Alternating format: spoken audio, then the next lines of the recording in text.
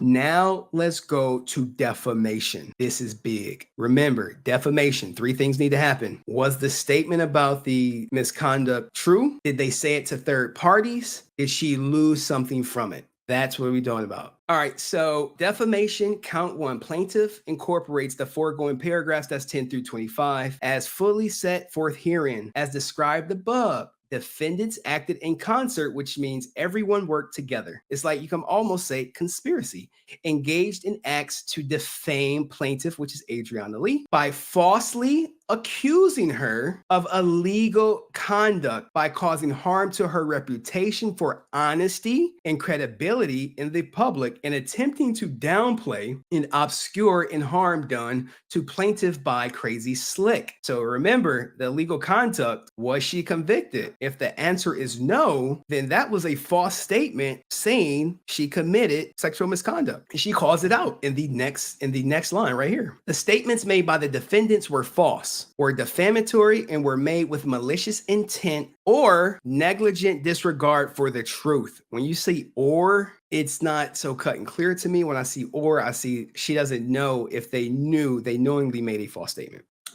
At all times, defendants were acting both individually and in concert in a conspiracy to injure plaintiff while seeking to preserve the reputation of Crazyslick. At all times, defendants were acting on behalf and or for the benefit of Crazyslick for the express purpose of preserving and even enhancing his reputation and online persona of Crazyslick, as well as Mizkif, who is a valued performer, owner, and representative of OTK. Preservation of the persona of both defendants was in the best interest for OTK. As a result, defendants orchestrated, condoned, and ratified defamatory conduct of each other defendant. So let me break this down for y'all in layman's terms. She's basically accusing them of defending Slick. All this whole defamatory thing is like, hey, we're going to defame her, and in turn, we'll pump up Slick, we'll protect OTK, and life will go on. She'll be collateral damage. She moves on. We go on to greener pastures. Everything is all good. This is the accusation she's making against them. Now, what's she suing for, right? The conduct of the defendants jointly and severely was approximate cause of damages suffered by plaintiff in the sum not less than $600,000. So she said, I want something no less than $600,000. So when she asks for something no less than $600,000, that does not necessarily mean she can't get awarded more by a jury, guys. And this is just one count. Remember, there's 4. We went over them at the beginning. And you like, well, if this goes to trial, how will it look? Excellent question, guys. Let's just say this goes to trial. The first question that's going to be asked of y'all or the audience: was the sexual misconduct statement false? That's it. That's the first one. The statement, y'all like, she apologized. I'm like, okay, was she charged? Does she have a police record for it? This is what I'm telling y'all. This is what I'm looking at as an investigator. I don't care if she says she's sorry for doing something. Was she charged? And you have to remember, you think I don't speak Twitch? Look at all the older people who are potentially going to be on the jury if this goes to trial that have no idea what Twitch is. They're like, Twitch? What's that? It's going to look like the Johnny Depp trial thing, guys. Here, I'll show it to you. All right, so the first question, was it true? If the answer is yes, was that a true statement? If the answer is yes, then there's really no lawsuit because they didn't lie. They told the truth. But the answer is no, then it keeps going. So in the Johnny Depp thing, it says, hey, do you find that Adrianah proved all elements of defamation? Answer yes or no. Was the statement false? Did it hurt her? Did they make it on a third-party platform? If you say yes, you keep going. Okay, yes, she met the elements of defamation. Was it published by all 3 of them, guys? Because look, here's the thing. When it comes to defamation, the company that she sued, that she's like, oh, I'm going to sue OTK, I'm going to sue Mizkif Enterprises, the company didn't make the statement. So how are you going to sue them? How is it going to uphold? That's going to be question like, hey, all 5 people who were sued, who made the statements? Was it OTK? No. Was it Mizkif Enterprises? I don't know. Does Mizkif speak on behalf of MT Enterprises or he speaks on behalf of himself? If only Mizkif made the statement, everyone else should be in the clear. Hey, I never said that. Oh, you never said that? Nope, never said it. All right, well, dismiss the case? Maybe. Did they publish it? Was it about Adrianah? Was the statement false? Did the statement defame Adrianah? Was it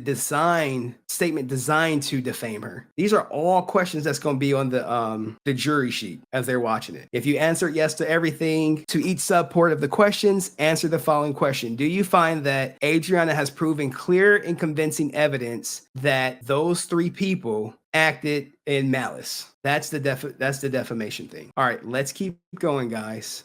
Count 2, intentional infliction of emotional distress. Plaintiff incorporates that the foregoing paragraphs 10 through 29, that was the whole statement of facts, as if fully set forth herein. Defendants engaged in course of conduct that intentionally and knowingly sought to succeed in inflicting emotional distress upon plaintiff. Defendant's conduct was jointly and severely undertaken with the intent to harm Adrianah as part of a concerted action to attack and degrade Adrianah's reputation and credibility, to cause emotional distress to Adrianah, and to place her in fear for her career of ostracization among professional peers, so that to bolster the reputation and credibility of Crazyslick and all the other defendants. This is a long run-on sentence, guys. Like, hey, we're put a period in here in association with them. Crazyslick S.A.'d plaintiff, and the goal of defendants had been to cast doubt on the veracity and credibility of the plaintiff and her statements concerning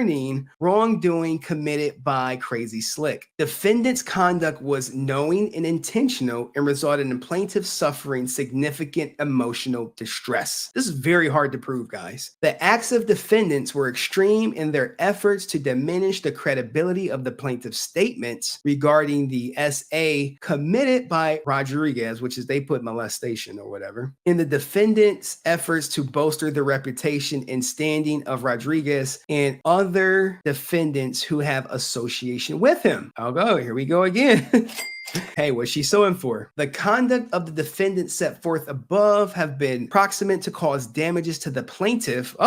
Cause damages to the plaintiff in the amount not less than another $600,000.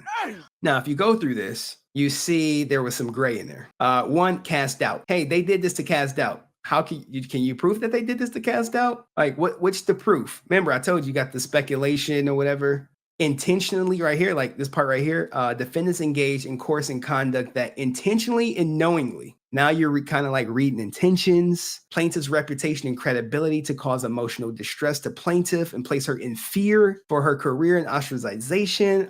It's so speculation to me. But how can she win this, right? You're like, Henry, you said you was going to tell us how she could win this second count. If you think about Cardi B and Tasha K, right? Remember Cardi B? Tasha said some bad things about some things that were not true, some grossly negligent things with malice that are not true. And what did Cardi B do? She said those things about Cardi B being a stripper, having STDs, selling her peace leave. She immediately went to counseling once a week, I believe, or once a week, twice a week, and continued to go through counseling all the time. And said the reason she started counseling was because what Tasha K said about her. If Tasha K wouldn't said anything about her, I would have never went to counseling. On top of that, she said, Tasha, hey, can you take down that statement that you made about me? It's misleading and it's not true. Tasha K was like, nope. Hell no. I run my own platform.